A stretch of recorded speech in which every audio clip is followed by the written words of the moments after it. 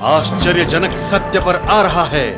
हम सभी से कहा गया है आत्मग्लानि का अनुभव ना करें, चाहे आप जो भी करें इसके लिए खेद ना करें, क्योंकि ग्लानि एक बुरी बात है।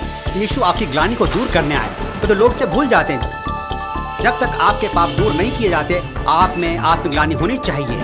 आश्चर्यजनक सत्य पर आ रहा है।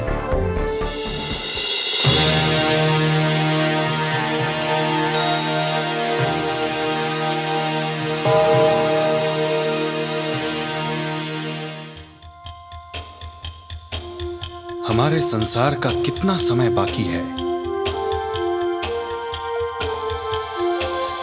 इस पृथ्वी पर मनुष्य के आदर्श काल्पनिक समाज के असफल प्रयासों से इतिहास भरा पड़ा है। राज्य टूट गए, साम्राज्यों का पतन हुआ। मनुष्य की मंजिल क्या है? व्यक्तिगत शांति कैसे मिले? क्या हम भविष्य को जानते हैं? हाँ, अवश्य। आइए और 1000 वर्ष की भविष्यवाणी की अद्भुत सच्चाई को जानने के लिए डग बेचलर के साथ सम्मिलित होइए। तो प्रस्तुत है 1000 वर्ष की भविष्यवाणी।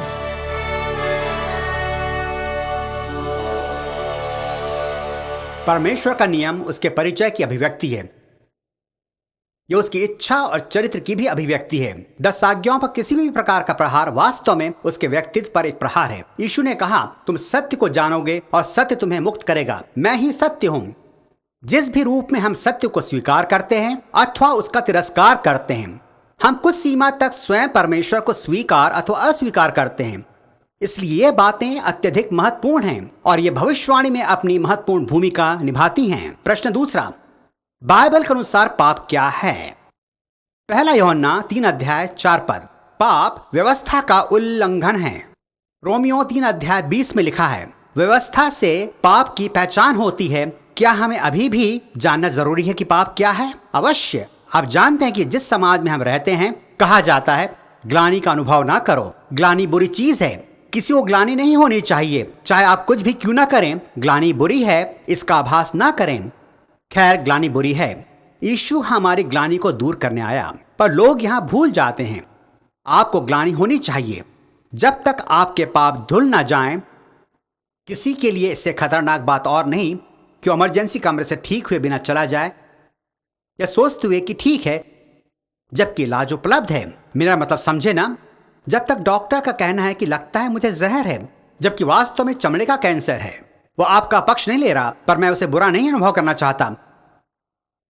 आपको अपनी वास्तविक स्थिति का पता होना आवश्यक है। यदि आप पापी हैं, यदि आपके मन में ग्लानि है, आपको जानने की आवश्यकता है। फिर आपको परमेश्वर के पास जाना है और वही आपकी ग्लानि को दूर कर सकता है। मैं ग्लानि के बोझ के नीचे दबा नहीं रहना चाहता। जो भी बुरे काम मैंने किए, क्योंकि मैं विश्वास करता हूं कि उसने मुझे क्षमा कर दिया, नहीं तो मैं आपके सामने कभी खड़ा नहीं रह सकता। यदि आप अपराधी हैं तो आपको इसका आभास होना चाहिए जब तक कि आपको क्षमा नहीं मिलती है। आप समझे ना? प्रश्न तीसरा, 1 यूहन्ना 3:4 व्यवस्था के बारे में क्या बताता है? व्यवस्था किसके बारे में कहती है? क्या नैतिक नियम है, धार्मिक रीति है? रोमियो 7:7 बताता है, वरन बिना व्यवस्था के मैं पाप को नहीं पहचानता। व्यवस्था यदि न कहती कि लालच मत कर, तो मैं लालच को न जानता। आज दुनिया में कानून उल्लंघन कितना हो रहा है। वास्तव में वह पद साफ साफ 10 आज्ञाओं का पालन न होने की बात करता है। आज हम कितनी बेईमानी देखते हैं। रिश्वत, घूसखोरी, अनैतिकता हर जगह फैली हुई है। आपने रास्तों पर ऐसे साक्षात्कार सुने होंगे। लोगों ने अच्छाई बुराई के विचारों को गलत रूप दिया है क्योंकि नैतिकता का मूल्य ही नहीं रहा। कुछ समय पहले टाइम पत्रिका में एक लेख छपा था, व्यभिचार, दूसरे शब्दों में वैवाहिक व्यभिचार। हो सकता है यह हमारे वंश में भी हो। दूसरे शब्दों में हम जिम्मेदार नहीं। यह लेख बुनियादी रूप से कहता है कि हमारे पूर्वज वानर या चिंपैंजी थे और ये कभी एक नर मादा के समान नहीं रहे। यह मानकर कि यह तो हमारे वंश की प्रथा है, हम अपनी पत्नी या पति के साथ धोखा करते हैं, हम इसके जिम्मेदार नहीं। इस उत्तर में राजनीति की बू आती है। दूसरा लेख जो न्यूज वीक में छपा, उभय लिंग कामुकता एक नए प्रकार की लैंगिक पहचान उभर कर आ रहा है। मैं आगे बढ़ने से पहले कुछ कहना चाहता हूँ। हमारी संस्कृति में यह महामारी है। मैं एक पादरी हूँ। मेरी कलीसिया के कई सदस्य इस समस्या से जूझ रहे हैं। मेरा विश्वास है इस प्रकार के उभय लैंगिक और समलैंगिक का कारण अनेक बातों पर निर्भर करता है। एक कारण परिवारों का पतन, ठीक है ना? दूसरा कारण स्त्री पुरुष के अंतर को समाप्त किया जा रहा है। दोनों के रहन सहन एक दूसरे में मिल गए हैं, एक हो गए हैं। बच्चे बढ़ते जाते हैं, वे खुद नहीं समझते वे कौन हैं। बाइबल बताती स्त्री पुरुष में स्पष्ट अंतर है, इसे स्थिर रखा जाना चाहिए। व्यभिचार चाहे स्त्री या पुरुष या आपस में हो, पाप तो पाप है। मुझे खुशी है कि परमेश्वर सभी पापों पर विजय दिला सकता है, परंतु प्रसार माध्यम में कहने की कोशिश कर रहा है कि जिसमें सुख मिले वही करो। आइए इन आंकड़ों पर नजर डालें। हाई स्कूल की समस्याएं जिन्हें 1940 में देखा गया। अध्यापकों ने कहा कि विद्यार्थी अभद्र भाषा बोलते थे, च्युइंगम चबाते थे। ये कुछ बुनियादी बातें थीं। कक्षा में शोर करना, कमरों में दौड़ भाग करना, कतार में न आना, यहाँ वहाँ गंदगी करना। 1990 तक ये बातें शिक्षकों की मुख्य समस्याएं बन गईं। ड्रग का इस्तेमाल, शराब पीना, गर्भ ठहरना, आत्महत्या, बलात्कार, लूट, हमला आदि करना। आप तलाक के आंकड़ों को देख सकते हैं। 1870 तक 34 शादियों में एक तलाक होता था। 1900 तक 12 में से एक। 1930 में हर 6 शादियों में एक तलाक। 1978 से 1998 तक 2 शादियों में एक तलाक। वास्तव में ये आंकड़े बिल्कुल सही नहीं हैं, क्योंकि कई लोग तलाक देकर फिर शादी नहीं करते, इसलिए पता लगाना मुश्किल काम है। हम ऐसे समाज में रहते हैं जहां जानवरों के समान व्यवहार हो रहा है। शादी की पवित्रता समाप्त हो गई है। बाइबल कहती है इससे अंतर नहीं पड़ता। 1940 और 1980 के बीच हिंसा के अपराधों में 560% की वृद्धि हुई। अनैतिक संतान के जन्म में 400, तलाक में भी 400, एकल माता पिता के घर 300%, किशोरावस्था की आत्महत्या। यहां मेरा आशय है, जब मैं कैलिफोर्निया के स्कूल में गया, मुझे याद है मैं बरबंक में पैदा हुआ पर मैनहट्टन में बढ़ा। कैलिफोर्निया में पहली या दूसरी कक्षा में था। उस पब्लिक स्कूल की दीवारों पर 10 आज्ञाएं लिखी थीं। क्या कोई मेरी उम्र का यहां है जिसे अपने समय की बातें याद हों? आप नहीं कह सकते। वो राजनीति और धर्म था, क्योंकि परमेश्वर की व्यवस्था पर आघात होता है। राजनीतिज्ञों और इनसे प्रभावित धार्मिक संप्रदायों की ओर से भी। आप समझे ना, कुछ सही नहीं। क्या आप अपने समाज में पतन देख सकते हैं? कुछ भी संपूर्ण नहीं कहा जा सकता। सब कुछ परिस्थिति के अनुसार चल रहा है। जिसे जो अच्छा लगे वही नैतिक है। हमारे साक्षात्कार लेने वाले यही बताते हैं। अमेरिका हिंसात्मक हो रहा है। पिछले साल न्यूयॉर्क में अक्टूबर महीने में 503 हत्याएं हुई। इस साल 540 हुई। यह लगभग 38% ऊपर चली गई है। ठीक है ना? 6 साल पहले से आज स्थिति अच्छी है। उस समय 2000 तक पहुंच गई थी। मुझे खुशी है कि सुधार हुआ, पर अब लगता है फिर स्थिति बिगड़ रही है। यह दुख की बात है। यह हिंसात्मक देश है। आपने देखा होगा स्कूली बच्चों के हाथों में बंदूकें हैं। सभी जानते हैं कि आज बंदूकों की भरमार है। मित्रों, मैं इस विवाद में नहीं पड़ना चाहता, पर आज इनका भूत सवार है। आप चाकू से भी हत्या कर सकते हैं। मैं एक पायलट हूं। कुछ साल पहले कोई राष्ट्रपति को हवाई जहाज के साथ मारना चाहता था। आपको याद है? हवाई जहाज उड़ाने से पहले मुझे 10 दिन प्रतीक्षा करनी होगी। मेरे कहने का मतलब हर एक करना चाहता है। और ओजे सिम्पसन की घटना के बाद मैंने सोचा कि आपको अपने रसोई की छुरी को भी पंजीकृत करना होगा। क्या बहुत से हथियारों के कारण समस्या है या आप नियंत्रण की समस्या है? ठीक है ना? हाँ, अपने ऊपर काबू न रखने की समस्या है। मैं नहीं कह रहा हूं कि बंदूकों की बढ़ती संख्या से समस्या नहीं है। मैं सोचता हूं हम अपने जीवन में किशोर आयु के बच्चों में जो हो रहा है उसे देख रहे हैं। एक औसत किशोर 18 साल तक आते आते लगभग 20 लाख हिंसा के कार्यक्रम अपने टीवी पर देखता है, जिसमें 40,000 हत्याएं होती हैं। इसमें आश्चर्य नहीं, उनके हृदय हत्याओं और दूसरों के कष्टों को देखकर कठोर हो जाते हैं। बाइबल कहती है तुम देखने से बदल जाते हो। कानून की ऐसी बिगड़ती हालत को देखकर कुछ धार्मिक अगुवे अनैतिकता के विरोध में कानून बनाने का प्रस्ताव कर रहे हैं। अब इसके पहले कि हम आगे चलें, आपके लिए मैं एक नई बात समझाना चाहता हूं। 10 आज्ञाएं पत्थर की कितनी पट्टियों पर लिखी गई थी? 2, आगे और पीछे। क्या आपने इसे पढ़ा है? यानी दोनों ओर। इसे आप व्यवस्था विवरण में पढ़ते हैं। परमेश्वर ने उंगली से लिखा है। मैंने कॉन्वेंट में सुना जब एक रब्बी ने समझाया यह ठेका था, और जब कभी आप कोई ठेका करते हैं दोनों के पास एक नकल होती थी। एक पार्टी पर एक तरफ 4 आज्ञाएं थी और दूसरी तरफ 6, फिर इसकी नकल होती थी। दोनों को वाचा के संदूक में रखा जाता था। संदूक को परमेश्वर के मंदिर के अति पवित्र स्थान में बीच में रखा जाता था। परमेश्वर ने 10 आज्ञाओं को बांटा ताकि हम इनमें अंतर कर सकें। किसी भी सरकार को अपने लोगों पर यह आज्ञा जारी नहीं करनी चाहिए कि उन्हें कोई पहले 4 आज्ञाएं माननी आवश्यक हैं। जब सरकार आपसे कहे कि आपको किसकी आराधना करनी है, उसका नाम क्या है, कब आराधना करनी है और कैसे करनी है, आपके पास धार्मिक स्वतंत्रता तो हो ही नहीं सकती। हमें धार्मिक स्वतंत्रता मिलनी चाहिए। सरकार को इस पर जोर नहीं डालना चाहिए, ठीक है ना? पर जब वे अंतिम 6 आज्ञाओं के बारे में कहें कि कोई अंतर नहीं पड़ता, तब हमारी संस्कृति का क्या होगा? जब सरकार शादी के बंधन का कोई आदर नहीं करती या उसकी संपत्ति की, क्योंकि लोग दूसरों की संपत्ति का लालच कर रहे हैं। मेरी बात से राजी ना होंगे। इस देश में नालिशें हो रही हैं। हर कोई हर किसी को अदालत में घसीट रहा है। जब हम शादी की पवित्रता का आदर नहीं करते, लोग जीवन की पवित्रता की हत्या कर रहे हैं। जब सरकार अंतिम 6 आज्ञाओं का सम्मान और उन्हें लागू नहीं करती, समाज में निरंकुशता फैल जाती है। एक स्पष्ट अंतर है। मेरे कहने का आशय यह है कि कुछ अच्छे धार्मिक शिक्षक, परंतु जो पथभ्रष्ट हो गए हैं, सरकार पर सारी 10 आज्ञाओं को लागू करने पर जोर डाल रहे हैं। यह संकटपूर्ण है। फिर दूसरी कठोरता होगी। फिर कुछ धार्मिक शिक्षक हैं जो कह रहे हैं हम व्यवस्था के अधीन नहीं हैं, हम अनुग्रह के अधीन हैं, हमें 10 आज्ञाओं की आवश्यकता बिल्कुल नहीं। जाइएगा मत, हम बस थोड़ी ही देर में हाजिर होते हैं। आज का अध्ययन पाठ उस श्रृंखला का एक भाग है जिसे पास्टर डग बैचलर ने न्यूयॉर्क में प्रस्तुत किया था। डग महोदय हमें आत्मा पूरित यात्रा पर ले चलते हैं, जिसमें दिव्य कथाओं की सत्यता को स्पष्ट करने के लिए उन्होंने बाइबल की कहानियों का उपयोग किया है। अध्ययन पाठों को परिभाषित करने के लिए भविष्यवाणी की कथाओं का आश्रय लिया है। क्या आप हमारे साथ मिलकर अध्ययन करना चाहते हैं? आपके लिए हमारे पास शुभ संदेश है। संपूर्ण दिव्य कथाओं का संग्रह अभी उपलब्ध है। आप डग महोदय के साथ प्रत्येक सप्ताह अमेजिंग फैक्ट्स कार्यक्रम पर अध्ययन कर सकते हैं अथवा अपने घरों में भी इनका अध्ययन कर सकते हैं।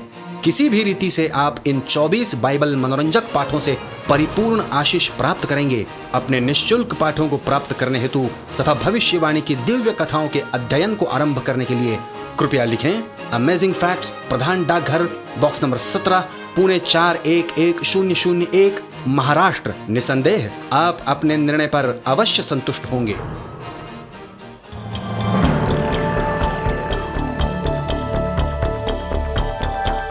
मैं कहा हूं। प्रश्न चौथा, क्या यीशु ने 10 आज्ञाओं का पालन किया?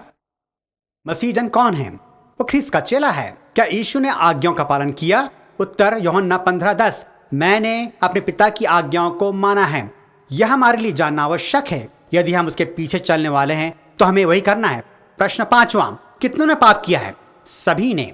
रोमियो 3:23, क्योंकि सब ने पाप किया है और परमेश्वर के अनुग्रह से वंचित हैं। केवल एक को छोड़ जो इस पृथ्वी पर आया, वह कौन है? परमेश्वर मनुष्य बना, उसका नाम यीशु था, यशुआ। वह पृथ्वी पर आया, वो निष्पाप रहा। कुछ कहते वो निष्पाप था इसलिए हम पाप कर सकते हैं। नहीं, वो इस कारण निष्पाप नहीं रहा। उसने हमारे सामने पाप पर विजय का उदाहरण दिया। क्या आपने प्रकाशित वाक्य 2 और 3 को पढ़ा? 7 बार वो कहता है, वह जो विजय प्राप्त करेगा, वह जो विजय प्राप्त करेगा, वह जो विजय प्राप्त करेगा। मित्रों, आप मुझे कभी राजी नहीं कर सकते। परमेश्वर ने मुझे धूम्रपान, मद्यपान, झूठ, चोरी, इन सब पर विजय दिलाई। उसने मुझे राह दिखाई। परमेश्वर आपको सचमुच बदल सकता है। वह आपकी इसमें सहायता कर सकता है। नहीं तो मसीहत का अर्थ क्या है? यह एक समुदाय है, यह एक सुरक्षित मंडली है, पर आप वही पुराना जीवन जीते रहते हैं। नहीं, इससे भी कहीं अधिक है। प्रश्न 6वां, पाप में जीवन जीने का दंड क्या है? बहुत गंभीर। इसका दंड मृत्यु है। जो पाप से नहीं बचाए जाते। क्षमा पाने के 2 उपाय हैं। जब आप प्रभु के पास आते हैं, दया की याचना करते हैं, भले ही आपका अतीत कितना ही बुरा क्यों ना हो, कितने बड़े दुष्ट चरित्र आप क्यों न रहे हों, आप विश्वास के साथ प्रभु के पास आएं, प्रायश्चित करें, पापों को मानें, वो आपको उस समय क्षमा कर देगा। आप निष्पाप हो जाएंगे। इसे ठीक न्याय कहा जाता है। और उसके बाद जब आपको क्षमा मिल गई, आप उसके आभारी होते हैं कि ख्रिस्त के द्वारा आप धर्मी हुए। आप उससे प्रेम करते हैं। आप नया जीवन जीना चाहते हैं। आप उद्धार पाने के लिए अच्छा बनने की कोशिश नहीं कर रहे हैं। आप जैसे हैं वो आपको बचाता है। पर जब आप बचा लिए जाते हैं, आप अलग तरह के होना चाहते हैं, उसकी आज्ञा मानना चाहते हैं, वही करते हैं जो उसे भाती हैं। अवश्य यही उद्देश्य होना चाहिए। प्रश्न 7वां, कुछ कहते हैं कि नए नियम के मसीह जनों के लिए 10 आज्ञाएं बंधन नहीं है। यीशु ने इस संदर्भ में क्या कहा? आप में से कितनों ने ऐसा पहले सुना है? नए नियम के मसीही व्यवस्था के अधीन नहीं। मैं आपको समझाने जा रहा हूं कि व्यवस्था के अधीन और व्यवस्था के अधीन ना होना क्या अर्थ है। मेरे साथ उत्तर कहें मत्ती 19:17, यदि तू अनंत जीवन में प्रवेश करना चाहता है तो आज्ञाओं को माना कर। आप यूहन्ना 14:15 को पढ़ते हैं। यदि तुम मुझसे प्रेम करते हो तो मेरी आज्ञाओं को मानोगे। प्रकाशित वाक्य 22:14। धन्य अर्थात खुश हैं जो उसकी आज्ञाओं को मानते हैं, उन्हें जीवन के वृक्ष के पास आने का अधिकार मिलेगा और वे फाटकों से होकर नगर में प्रवेश करेंगे। प्रकाशित वाक्य 14:12। पवित्र लोगों का धीरज इसी में है जो परमेश्वर की आज्ञाओं को मानते हैं। निश्चय ही नया नियम बहुत स्पष्ट है। परमेश्वर चाहता है कि हम उसकी आज्ञाओं को मानें। शायद कुछ कहें, जरा ठहरी डग, वे नई आज्ञाएं क्या हैं? नई आज्ञाओं का अर्थ है प्रभु और पड़ोसी से प्रेम करना। नई आज्ञाएं 10 आज्ञाओं का सार तत्व हैं। पर जब कोई कहता है मैं 10 आज्ञाओं की चिंता नहीं करता क्योंकि मैं अपने पड़ोसी से प्रेम करता हूं, हाँ मैं जानता हूं मैंने उसे मारा और उसकी चोरी की। ओह नहीं, यदि आप अपने पड़ोसी से प्रेम करते हैं तो आखिरी 6 आज्ञाओं को मानेंगे, और यदि आप अपने परमेश्वर से प्रेम करते हैं तो पहली 4 को मानेंगे। यही सभी व्यवस्था का पालन है। आप में से कितनों के बच्चे हैं? आप जानते कि व्यवस्था कहती है आप अपने बच्चों को मार नहीं सकते, इसलिए शायद आप अपने बच्चों को मारने से दूर रहते हैं। ठीक है, आप इसके बारे में रोज सोचते हैं, पर आप कहते हैं मैं सारी जिंदगी के लिए जेल जाना नहीं चाहता क्योंकि एक कानून है, मुझे नहीं मारना चाहिए। आप उनसे प्रेम करते हैं, इसलिए कानून के बारे में सोचते भी नहीं। आपने देखा यह ईश्वर के साथ कैसे काम करता है। जब आप सचमुच में परमेश्वर से प्रेम करते हैं, व्यवस्था कोई बोझ नहीं होती। आप उसे खुश रखना चाहते हैं क्योंकि उससे प्रेम करते हैं। प्रश्न 8वां, आज्ञाओं का पालन कैसे संभव है? क्या परमेश्वर की आज्ञा मानना सचमुच संभव है? रोमियो 8:3 और 4। परमेश्वर ने अपने ही पुत्र को पाप की बलि होने के लिए भेजा और पाप पर दंड की आज्ञा दी कि आत्मा के अनुसार जीवन बिता सके, हम में पूरी की। फिलिपियों 1:6। जिसने तुम में अच्छा काम आरंभ किया है वही उसे यीशु मसीह के दिन तक पूरा करेगा। फिर आप फिलिपियों 4:13 पर आइए। जो मुझे सामर्थ्य देता है उसमें मैं सब कुछ कर सकता हूं। जब मैं कुछ ईश्वर सेवकों के साथ टीवी कार्यक्रम में वाद विवाद कर रहा था, उन्होंने कहा हमें व्यवस्था के पालन की आवश्यकता नहीं, हम व्यवस्था के अधीन नहीं है, कोई भी व्यवस्था का पालन नहीं कर सकता। मैंने कहा क्या हमें 10 आज्ञाओं का पालन करना असंभव है? खैर हाँ, आप क्या विश्वास करते हैं शैतान आपको पाप करने की लालच दे सकता है? और उन्होंने कहा हाँ। मैंने कहा क्या परमेश्वर आपको पाप से दूर रख सकता है? उन्होंने पाया कि उनका आशय कहां जा रहा है। वे बुनियादी रूप से कह रहे थे कि शैतान हमें परमेश्वर की आज्ञा तोड़ने के लिए पर्याप्त शक्तिशाली है, पर ख्रीस्त हमें इसे बचाने के लिए उतना सामर्थ्यवान नहीं है। मेरी बाइबल कहती है वह जो तुझ में है और दुनिया में है उससे महान है। ऐसे बहुत हैं जिनमें अपने संदेह पर अधिक विश्वास है, न कि अपने परमेश्वर पर, और पाप करने के बहाने ढूंढते रहते हैं। मैं यह प्रचार नहीं कर रहा कि आपको सिद्ध होना जरूरी है, पर मैं कह रहा हूं यदि आप एक मसीही होना चाहते हैं तो आज्ञा पालन की दृढ़ता आवश्यक है। पाप के लिए बहानेबाजी के बजाय जब आप पाप करें आपको दुखी होना चाहिए कि आपने परमेश्वर के पुत्र को फिर सलीब पर चढ़ाया, अन्यथा परमेश्वर की व्यवस्था के प्रति मसीही लोगों के लिए यह संकटपूर्ण मार्ग है। प्रश्न 9, पुरानी वाचा क्या थी, वह असफल क्यों हो गई? व्यवस्था विवरण 4:13। उसने तुमको अपनी वाचा के 10 वचन बताकर उनके मानने की आज्ञा दी। क्या आप अभी वही हैं? याद है जब मूसा पहाड़ पर गया उसे 10 आज्ञाएं दी गईं। कितनी थी वे? पुरानी वाचा 10 आज्ञाएं थीं जो परमेश्वर ने अपनी आवाज में कही और अपनी उंगली से लिखी। पुरानी वाचा के साथ एक कठिनाई है। जब मूसा पहाड़ी से नीचे उतरा, उन्होंने सोने का बछड़ा बनाया और उन्होंने सारी 10 आज्ञाओं को तोड़ दिया। इब्रानियों 8:8 में लिखा है, उन पर दोष लगाकर कहता है मैं इस्राएल के घराने के साथ और यहूदा के घराने के साथ नई वाचा बांधूंगा। इसे समझिए, क्या पुरानी वाचा में दोष था या उनमें? याद है जब परमेश्वर ने 10 आज्ञाएं दी, इस्राएल की संतान ने कहा जो सब प्रभु ने कहा है हम उसे करेंगे, हम करेंगे, और उन्होंने अपना वादा पूरा नहीं किया। नई वाचा है मैं अपनी व्यवस्था को उनके मन में डालूंगा। पुरानी वाचा में हम करेंगे, नई वाचा में मैं डालूंगा, यह परमेश्वर कहता है। पुरानी वाचा पत्थर की पट्टियों पर लिखी गई थी, नई वाचा वही है, पर कहां लिखी गई हैं?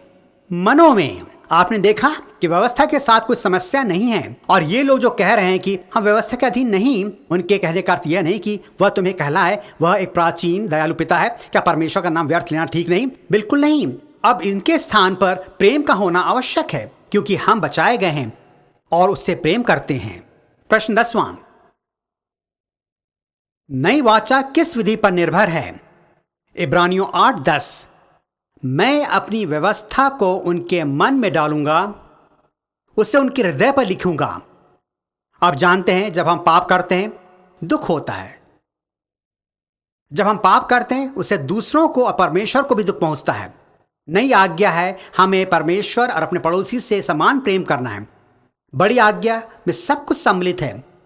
अपने परमेश्वर और अपने पड़ोसी से अपने समान प्रेम करो। मैंने किसी को कहता सुना है कि आनंद का सही अर्थ ईश्वर के साथ प्रसन्नता है। पहले दूसरों को खुशी देना, पर आज इसका विपरीत अर्थ हो गया है। पहले अपना स्वार्थ पूरा करो, फिर दूसरों की चिंता करो, और फिर यदि समय बचे तो अपने परमेश्वर के बारे में सोचो। आप जानते हैं परमेश्वर कहता है मैं प्रथम हूं, मुझे अपने पूरे मन से, आत्मा से, सामर्थ्य से प्रेम कर, फिर अपने पड़ोसी से। जब आप ऐसा करेंगे आप निश्चय ही सुखी होंगे। प्रश्न 11वां, क्या विश्वास के साथ अनुग्रह में रहने से परमेश्वर की आज्ञाओं को मानना जरूरी नहीं? रोमियो 6:15, तो क्या हुआ? क्या हम इसलिए पाप करें कि हम व्यवस्था के अधीन नहीं वरन अनुग्रह के अधीन हैं? पौलुस कहता है परमेश्वर ऐसा नहीं कहता। रोमियो 3:31, तो क्या हम विश्वास के द्वारा व्यवस्था को व्यर्थ ठहराते हैं? कदापि नहीं, वरन हम व्यवस्था को स्थिर करते हैं। जब हमें विश्वास है हम व्यवस्था को स्थिर करते हैं। हम विश्वास के द्वारा व्यवस्था का इनकार या उसे व्यर्थ नहीं ठहराते। रोमियो 3:10, 2:10, नहीं, रोमियो 2:13 में पौलुस कहता है क्योंकि परमेश्वर की दृष्टि में व्यवस्था के सुनने वाले धर्मी नहीं पर व्यवस्था पर चलने वाले धर्मी ठहराए जाएंगे। परमेश्वर हमें आज्ञाकारी देखना चाहता है। बाइबल कहती है ऐसे अनेक लोग हैं जो हे प्रभु तो कहते हैं पर स्वर्गीय पिता की इच्छा को पूरा नहीं करते। परमेश्वर की इच्छा क्या है? ठहरिए, मुझे कुछ पूछना है। आप में से कितने मेरे साथ सहमत हैं कि परमेश्वर चाहता है कि हम उसकी इच्छा को पूरी करें? परमेश्वर की इच्छा क्या है? भजन संहिता 40:8, मैं तेरी इच्छा पूरी से प्रसन्न हूं और तेरी व्यवस्था मेरे अंतःकरण में बनी रहती है। जब आपके हृदय में परमेश्वर की व्यवस्था है आप उसकी इच्छा को पूरी करना चाहेंगे। इस तरह वह काम करती है। जितना अधिक समय आप परमेश्वर के साथ बिताते हैं आप उसके साथ अपना प्रेम संबंध बढ़ाते हैं।